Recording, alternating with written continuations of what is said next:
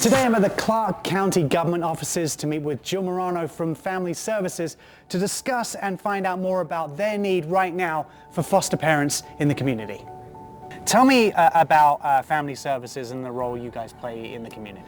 So, we do a variety of things in Family Services. First and foremost, we need to make sure that children are safe. And our main goal is to make sure that children are safe in their homes. When they can't be maintained safely in their homes, the children have to enter foster care. So talking about foster care, what is the need right now for people to enter into the program or to sign up for foster care? Is there a large need? Is it something that's always ongoing? What's the current circumstance? Yeah, the need for more foster parents is an ongoing need, but it is particularly important right now. We really are at a crisis point with the number of foster homes that we have. Why are we hitting that point right now? What has happened or what has transpired for that to culminate in this effect?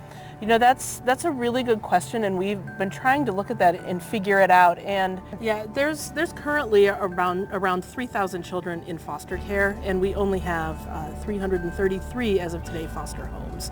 So we estimate that we need around 700 foster homes to adequately meet the needs of all children in foster care.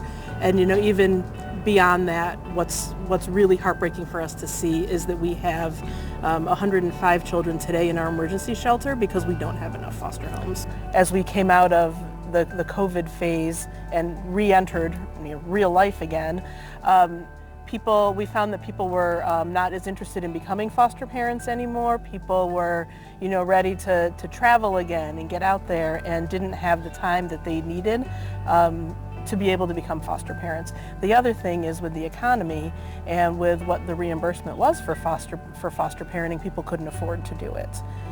Since then, the legislature has increased the rates for foster parents, so there has been a 25% increase in the rate for people to become foster parents. And I think because things are kind of settling back down, we really are hoping that now is a good time to start getting the word out about the need. So with that need, the requirement is improved. And like you said, there's an urgency with the need for foster families and foster situations.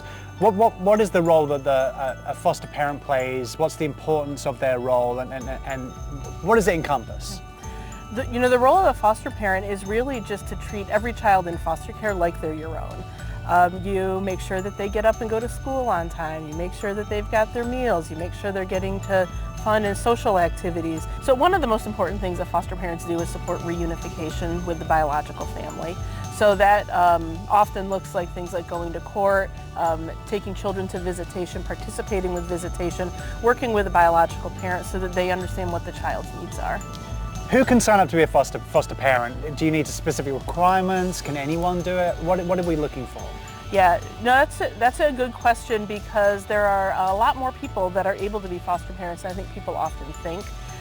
You don't have to own your own home. You can rent. You can live in an apartment. You can be a married couple. You can be a single person. Or you can be a same-gendered couple. It is very wide. You have to be over 21. You have to pass a background check, complete our training, and complete a home study. But there are many different needs in foster parenting, right? There's a wide scope of foster children looking for families. Yes, we have children as young as 5 days old up to the day before their 18th birthday that are in need of foster placements. So people can also think about the type of children that would match their family best, that would work best with them. So you can single children, sibling groups. We have a big need for people that are able to take sibling groups. We hate to have to separate siblings when they come into care. The kids obviously benefit from having stability in their lives because there's obviously been a lot of upheaval because otherwise they wouldn't be looking in the foster program. Yes.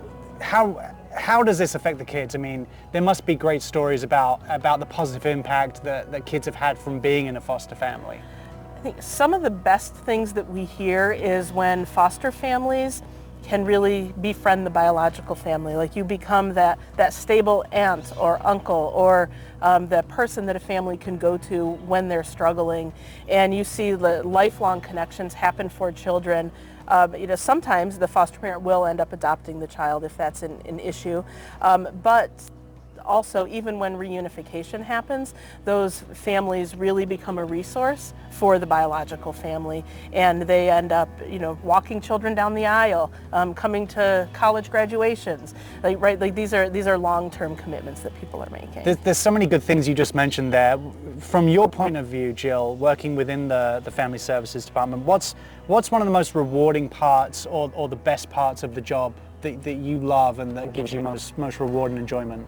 I think definitely seeing children succeed and knowing that you had a role in helping a child overcome their trauma, that you helped a family get to the point that they needed to be at so that they could safely parent their children. It's very rewarding to see that happen. What would be one thing that you would cite to a potential foster parent as to why they should take that leap? If they're hesitant or if they're not sure, what's one thing that, some encouragement or advice or a great anecdote or anything that you think would lead them to become that foster parent you're looking for? I think it's one of the most meaningful things that you can do to positively impact another child and a whole nother family. And so just being willing to take that chance and to try it out. There's no harm in trying. There's no financial commitment that you have to make. Just come to an information and you can learn more about it and you can really see the impact that you can make on a family. Fantastic. Jill, thank you for your time.